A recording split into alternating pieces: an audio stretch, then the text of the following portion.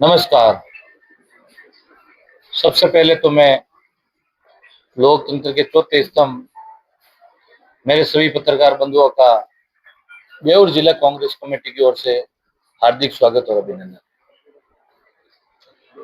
आज जो हमारी प्रेस कॉन्फ्रेंस है,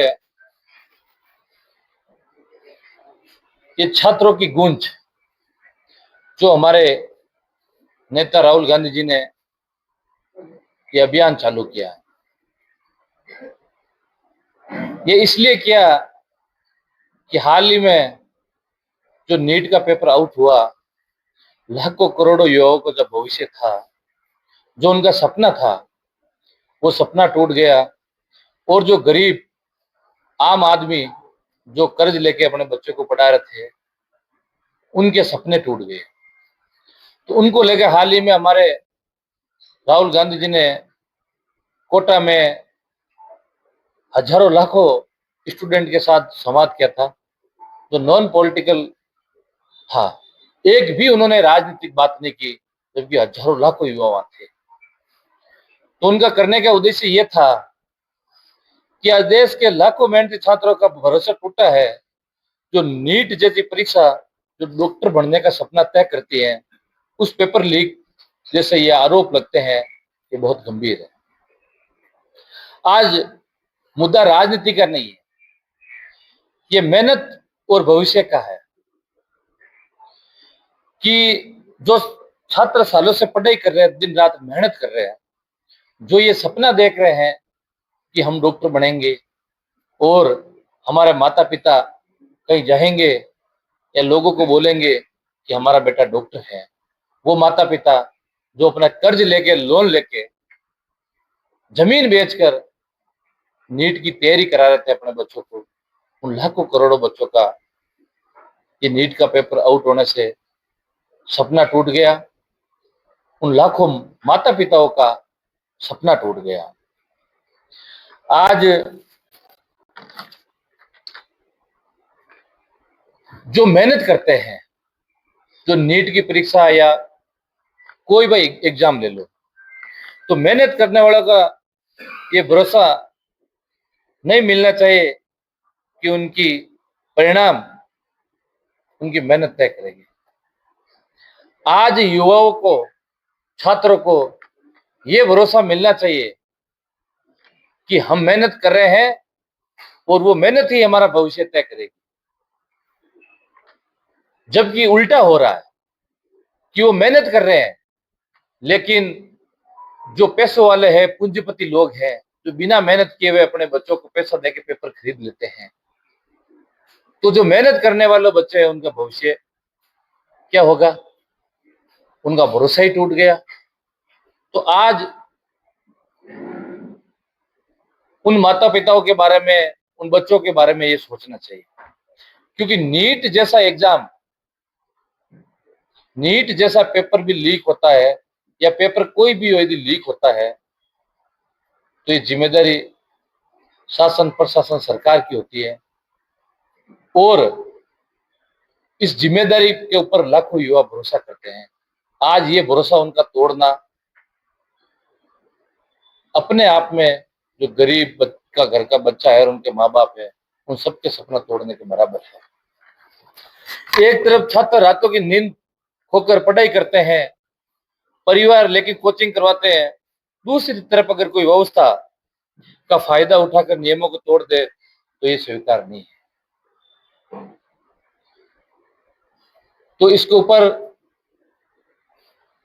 कांग्रेस पार्टी ने सड़कों पर उतरकर प्रदर्शन किया, धर्मेंद्र प्रधान से इस्तीफा मांगा, और अभी तक भी वो एनएसयूआई, यूथ कांग्रेस सभी प्रदर्शन कर रहे हैं सड़कों पे, लेकिन उनको कोई फर्क नहीं पड़ रहा कि हमने करोड़ों बच्चों का भविष्य खराब किया है, उनके माता पिताओं के, उनके परिवार का भविष्य खराब किया है, उनको कोई फर्क नहीं पड़ रहा है।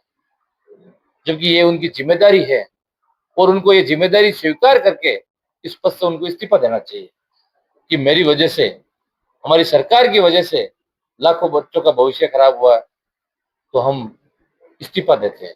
लेकिन वो ऐसा नहीं कर रहे और वो इस चीज को मानने के लिए तैयार नहीं है। हमारी मांग साफ है, एक तो पूरे मामले को पारदर्शी से जांच हो, दूसरा दोषियों पर ऐसी कार्रवाई हो कि एक मिसाल बने, तीसरा की परीक्षा व्यवस्था को इतना मजबूत बनाया जाए कि किसी छात्र को दोबारा अपने भविष्य पर शक न करना पड़े। ये ये किसी पार्टी की लड़ाई नहीं है, ये छात्रों के सम्मान की लड़ाई है। देश का युवा मेहनत करता है और उसे सिस्टम से न्याय चाहिए, उसे सिस्टम से कोई समझौता नहीं चाहिए। इसीलिए हमारे नेता राहुल गांधी जी ने कोटा में लाखों हजारों छात्रों के बीच संवाद करके गए, उनकी बात को सुनकर गए हैं। उसने उन्होंने कोई भी राजनीतिक पार्टी ने बात नहीं की, इसलिए नहीं की कि उन्होंने कहा कि ये पार्टी की लड़ाई नहीं है, ये उस गरीब स्टूडेंट की लड़ाई है, ये गरीब स्टूडेंट के परिवार की लड़ाई है। हमें वो लड़ाई लड़नी है। और यदि यहीं पे ये सत्ताधारी पार्टी के कोई लोग होते तो वो सिर्फ राजनीति की बात करते हैं। तो हम तो बड़े सौभाग्यशाली हैं कि हमारे नेता राहुल गांधी जी एक सच्चाई के रास्ते पर चल रहे हैं और उस रास्ते पर बिना राजनीति के छात्रों की लड़ाई लड़ रहे हैं, एक गरीब की लड़ाई लड़ रहे हैं, एक पीड़ित की लड़ाई लड़ रहे हैं। और हमें हमेशा वही सिखाते हैं कि कहीं पे भी बिना राजनीति किए हुए भी किसी को फायदा मिलता है, किसी की लड़ाई को लड़ना पड़े तो बिल्कुल लड़ना है। और हम इसी लड़ाई पर हम हमेशा रखेंगे जारी और ईमानदारी से उनकी सच्चाई के रास्ते में हम चले। पत्रकार साथियों नमस्कार। जिला कांग्रेस कमेटी के अध्यक्ष किशोर चौधरी, आज की प्रेस वार्ता का जो विषय है उसके बारे में काफी विस्तार से हमारे जिला अध्यक्ष जी ने आपको बताया और मैंने भी राहुल जी का 45 मिनट का वीडियो देखा। पहली बार किसी देश के नेता ने ये समझा, इन छात्रों का दर्द समझा, छात्रों का दर्द। अब आप देखिए, उन्होंने 4 बच्चे ऊपर बुलाए, उनसे बात की और इस लेवल पे गए कि वो बच्चा पढ़ने जा रहा तो उसका कितना खर्चा कोचिंग में हो रहा है, कितना खर्चा फीस में हो रहा है। और एक ऐसी मिसाल कायम की, ऐसा महसूस होता है कि उनकी बातों से झलकता है कि इस इंसान में इतना नॉलेज है। इन्होंने बोला कि ये नीट के जो बच्चे हैं जो फीस जमा कराते हैं, 22 लाख बच्चे हैं, उन 22 लाख बच्चों को की परीक्षा फीस से 5 सरकारी केंद्र सरकार के डिपार्टमेंट चले जाए। और अगर वो जब पेपर लीक हो जाता है तो क्या हाल होती है उन माँ बापों की। उन माँ बापों को भी बुलाए।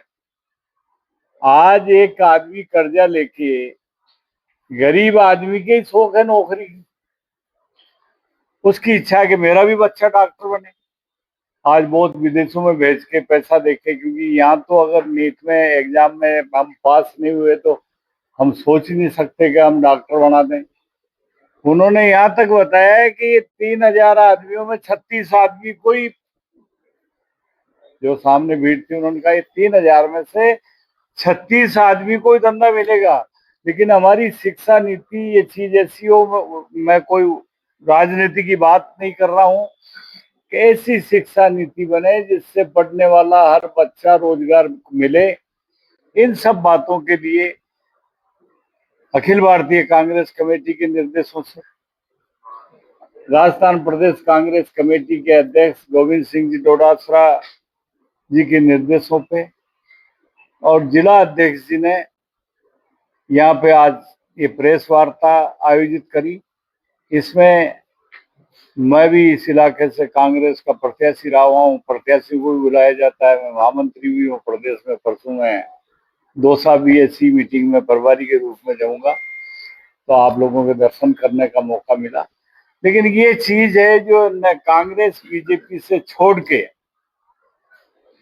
जो राहुल गांधी जी बोले हैं उन विचारों को आप प्राथमिकता देना, जिससे आम आवाम गरीब के बच्चों को महसूस हो कि हमारे लिए भी सोचने वाला कोई देश में है। आज कोई भी किसी तरह की राजनीतिक बात नहीं होगी। आज तो सिर्फ आप लोगों के दर्शन करें। अब जो पार्टी का निर्देश था वो बात हमने करी। राम राम साहब।